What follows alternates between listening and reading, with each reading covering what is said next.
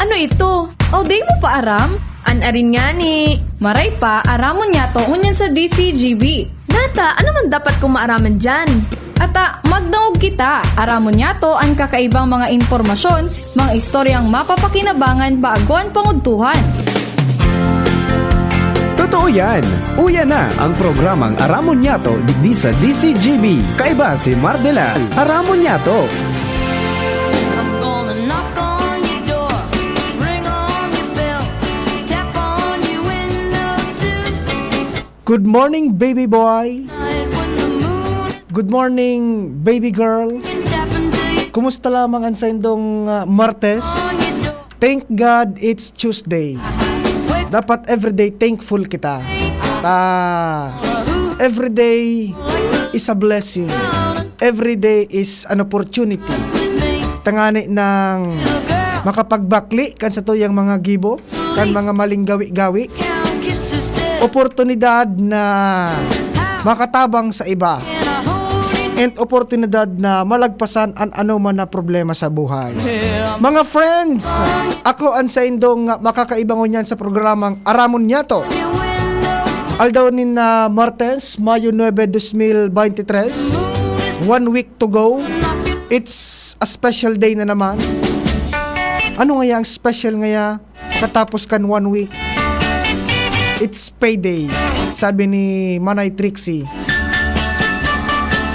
Mga friends, welcome na sa programang Aramon Nyato sa ngaran ni Sir Mar de la Cruz na sa indong regular na kaiba sa programa. Ako po muna ang sa indong makakaiba. Halipot na programa Tamalog ang DOH. Mga friends, ako po ang sa indong barkada Joshua Bino. I hold you near. With Bueno, ratsarahan tutulos ang mga bareta. Ali dyan sa luwas. Nasa linya na. Nasa linya ang babaeng walang pahinga. Kaiba ko pa sanay ni Kasubago. Yes, good morning, Ate Ange Galero. Pasok. Matibay ka man, before ka magali, kinuha mo sa tinapay. Ang laban ba mo yan? Dapat pasiguro. Iyo baga. Kaso sa ino mo, nawalat mo. Ay, iyo pala mananggad.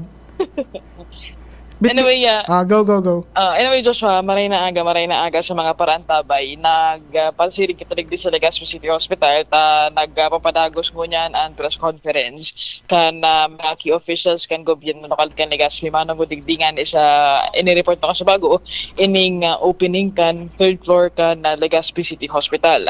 Sa iyang pahayag, sinabi ni Alcalde G. Rosal na dakulaon ang pasasalamat niya sa gobyerno lokal kan Legazpi asin man sa mga personahes kaining City Hospital sa panganot ni OIC Dr. Lindy Ann Serrano dahilan sa talagang naggibo ning magakanigong espersos para maparikas ang expansion kaining City Hospital na kung babalikan taon 2018 pa ini binuksan o kaya gibo ang paagi para maging operational. Ini ang kabtakan pahayag kan alkalde kan syudad. Especially sa kuyang mga patients. And tama po din yun, si Councilor Rao mention na itong Medical Arts Building. Actually, ini pong hospital talaga pinaghirapan ni the mayor din, Noel Rosal, Vice Mayor ito, talagang pinaghirapan rin daily. And bakit lang po ini ang salindang plano and sa munyong po ipagpagagos ka. And actually, may pondo na po ini, ito pong Medical Arts Building. Na po, yan po sa katayang kainin. That will be again 4 floors building. So iyan na Joshua ang pahayag kan alkalde kan syudad kan Legazpi na pinagtataon niya nindoon na bako sa na inian magiging kumbaga finale kaining City Hospital. Taigwa pa sinda mga nakatalaan na plano na idagdag pang mga pasilidad digdi sa nasambitan ng ospital. Si Vice Alkalde Bobby Cristobal nagtaumanin pahayag sa sayang pagtindog digdi sa press conference. Sigun sa iya dakula ang pasasalamat niya na nangyari ining pangaturugan ninda sa laog kan sindang administrasyon, as in talagang dakulaan matatabangan Joshua na mga residentes lalo na ining mga indigents na pasyente sa manlain-lain na parte kan syudad. And saro nga ni baga sa paplanuhan ninda na kung ma-expand ma-expand ining city hospital, pati na itong mga patients sa ibang mga ospital, particular na dyan sa may BRTTH, matabangan mo ninda para sa decongestion kaya. Yes. So, iyan Joshua, nagpapadagos piligdian na press conference man ang former governor kan na probinsya kan Albay, dating alkalde kan syudad, si Gov. Noel Rosal, digdi sa nasambitan ng pagtiripon. Ay, Ate baka maidiretso ta ng maiapot man. So, nabanggit ba ni Sir Pio makasubago? Abot sa bulong? Actually, naihapot na yan kasi bago. Ang sabi ni Dr. Lindy Ann Serrano, kompleto ang mga pulong nindigdi and nagpasiguro naman sindanin na magkakanigong pondo and kaso man magkaiguanin pagkukulang sa mga maabot na data. Siyempre, dakol man da sindang akomodar ng mga pasyente. Yan, the best yan. The best. Okay? So, yan tabi Joshua, pagtugay kay tamandigdi sa aktibidad kan gobyerno lokal kan Legazpi. As Galero, DCGP.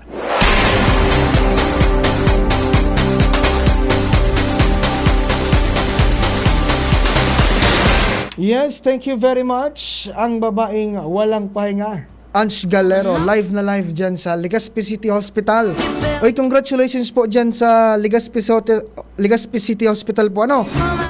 From 25 bed capacity tabi mga tugang, nag-expand na ini into 75 bed capacity. Diba? And binuksan naman dyan, kasubago, formal nang binuksan itong third floor kan Legazpi City Hospital, kung saan yaon duman sa mga dagdag po mga friends na medical mga dagdag na wards, mga dagdag na medical facilities, lalong-lalo na itong operating room complex 2, di ba?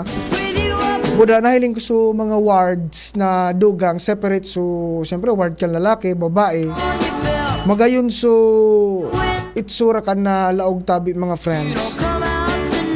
And talagang dakulang tabang ini para sa mga Legazpeños, lalo na sa mga medyo talagang kapos-kapos man sa buhay, di ba? At least may dagdag kitang malalauman kung dahil tamang pighagad maghelang ang sarong tawo, ang sarong Legazpeño. At least may dagdag lamang sindang malalauman na pwede nindang dalaganan, di ba? Yeah, congratulations po dyan sa Legazpi City Hospital. Siyempre, congratulations man sa local government unit kan syudad kan Legazpi. Sa pag-espersos ninda na makapag-expand ining Legazpi City Hospital. Diba? Hoping na sa mga masunod na taon magpadagos pa na mga expansions and makapag-cater nin na mas dakol-dakol pang mga pasyente. Diba? Tadakulang tabang bako sana sa Legazpi kundi sa iba pang mga kataraning na lugar. Sabi nga ni kasubago ni Dr. Lady Ann Serrano, siya ang officer in charge dyan sa ospital, talagang dakulang tabang sa inda na mas magdakol pa, so masirbihan nindang mga Legazpeño pag abot sa saloon. If you don't come out tonight when the moon is bright, I'm gonna knock and ring and tap until you do. I'm gonna knock on your door. Yes. Bueno mga friends, dugangan ta pa ang bulos kan impormasyon, hali dyan sa luwas.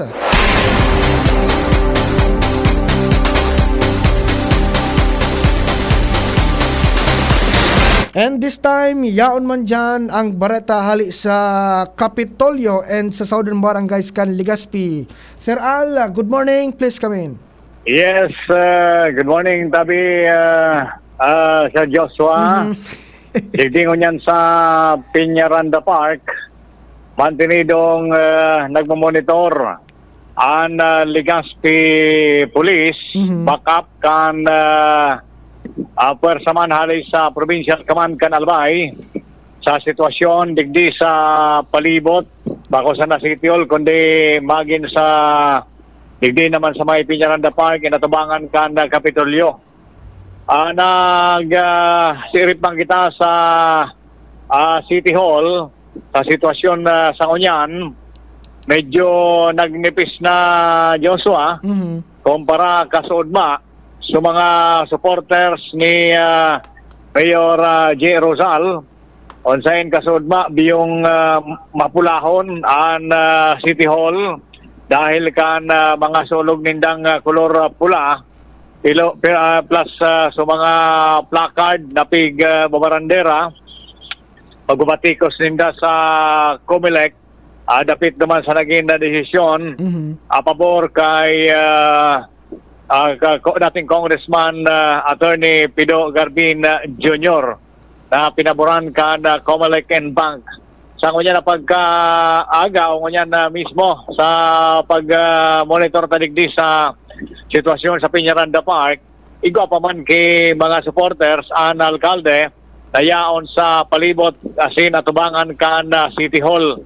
Nag-install na sinda ki speaker para magkapagpahayag ka na sa indaman ng mga sentimiento. And so iba yaraon digdi sa Piñaranda Park. Ang iba mga ina na kaiba pa so aki, bata mainiton, iba pa so aki para mag pahayag ni na suporta sa magagom na Rosal digdi sa atubangan kan City Hall. And sa presente, ang mga pulis naman na aktibong nagiro, ang nag-monitor haros gabos na kanto digdi sa Albay District, may mga nakabantay na pulis dahil in kaso man may mga gubo-gubo, automatic na yaon ang presensya kan mga pulis dahil kan mainit na sitwasyon kan politika lalong-lalo na digdi sa siyudad nin Legazpi. So far sa monitoring taman, sa lado kan APG team dahil sindang movement ngunyan dahil pigalat paman so duration kan 5 to 10 days na paghalat sa maging desisyon kan Supreme Court naman sa pigaagad na TRO kan kampo ni Alkalde J. Rosal. Ang pinakakaabalahan ngunyan kan grupo ni former Congressman Garbin iyon pagkataon ng ayuda sa mga barangay. Yan sitwasyon digdi sa Albay District, Joshua. Mga update, Alarmario, DCGB.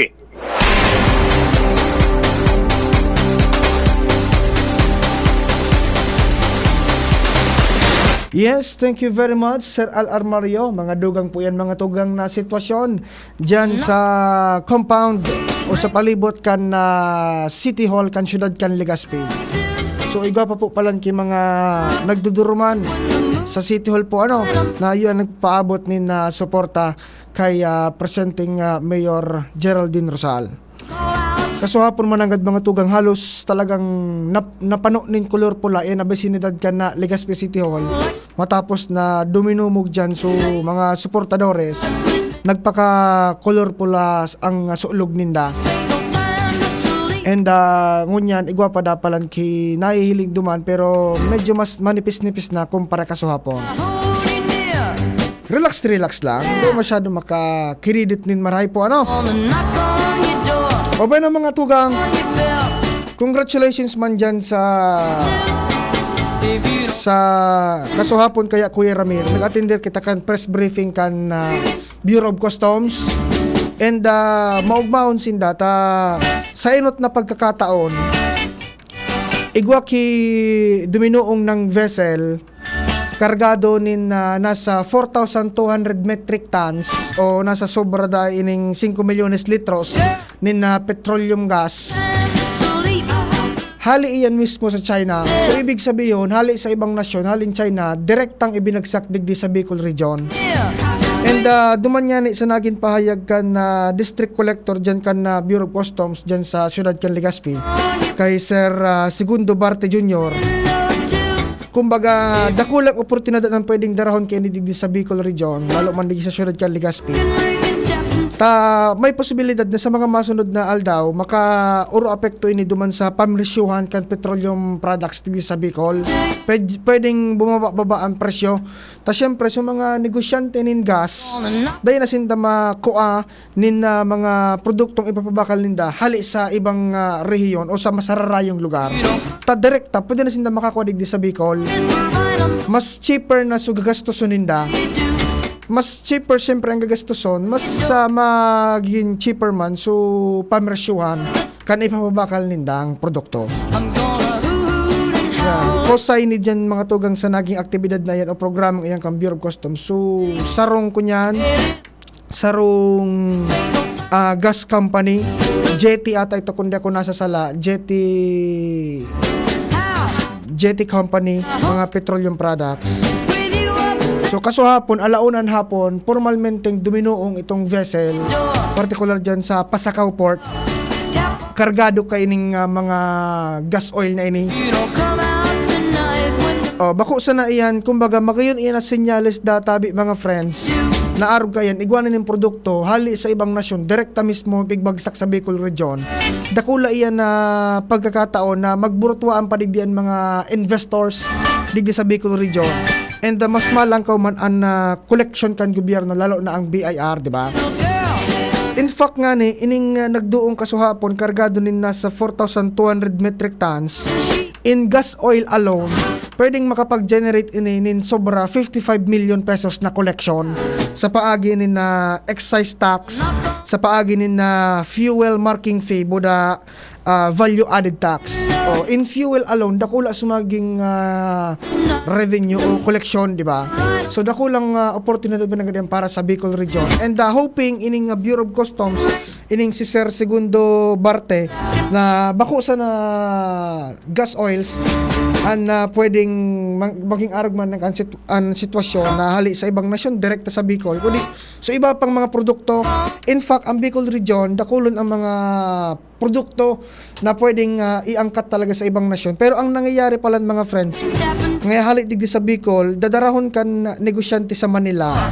So ang magiging record kan mga nagbabarakal ng mga negosyante sa ibang nasyon is from Manila itong produkto. Nalingawana na hali talaga ito mismo sa Bicol Region. So kung halimbawa ang Bicol Region maging direktang bagsakan mismo kan mga produkto from Bicol Region to different parts of different countries, and from different countries bagsak man digi sa Bicol Region, mas magiging magayon ang dalagan kan kalakalaan, di ba? Mas mausbong pa ang Bicol Region when it comes to business. So yan ang mga dagdagtang good news sa mga masunod na aldaw. Baka makahuron tayo ning si Mr. Segundo Barte Jr. kan Bureau of Customs. Tanganin ng maisiyan tapa kung ano ang pwedeng maitabang kan publiko, ano ang pwedeng maitabang kan local government. Tanganin ng mas mapakusog pa ang pagnenegosyo digdi sa Bicol Region, digdi sa syudad kan Legazpi, budak digdi sa probinsya kan Albay. Bueno mga friends, halipot lang po kayo ang pag-iri-iribahan tangon niya na aldaw. Malaog man ang programa kan Department of Health. So sa paagi kayan, ang nakaibahan ta sa lado technical, Ramir Tanay, sa IT, si Richard Astorbo da si Tresha Litana, and sa newsroom, yaon man dyan, nakatutok ang mga nagbuburutwang bareta sa lawas, Angel Mustaza, Jenny Balyaran, asin Nicole Gloriane, sa irarom iyan kan supervision at sa muyang news director Sir Mar de la Cruz. Mga friends, sa konsentong nakaibahan sa programang Aramon Nyato, ako po si Joshua Bino. Salamat kan sa indong pag-antabay. Isa lang aking isinisigaw.